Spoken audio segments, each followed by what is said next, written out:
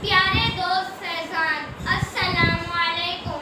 یقین جانو دل تو یہ چاہتا ہے کہ تم سے دوستی ختم کر دوں اور بھول جاؤں کہ تم میرے بچپن کے بہترین دوست ہو۔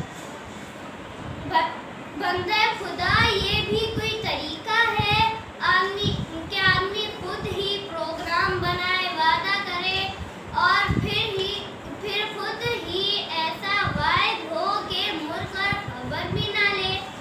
فیضان، اس مرتبہ تم نے خود کہا تھا کہ اتوار کا سارا دن جلو پارک میں گزاریں گے اور شام کو پاک بھارت سرحد پر جھنڈا اتارنے کی شاندار تقریب بھی دیکھیں گے۔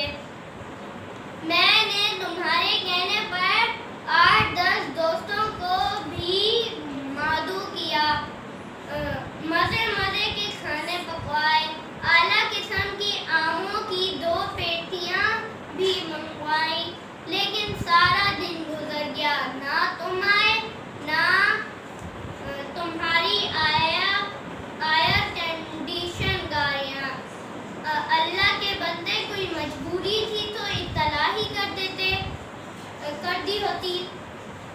فیضان، یقین جانو تمہاری اس حرکت پر مجھے کتنی شرمندگی کا سامنا کرنا پڑا، تم شاید اس کا اندازہ بھی نہیں لگا سکتے۔ سارا پروگرام دھرے کا دھرا رہ گیا۔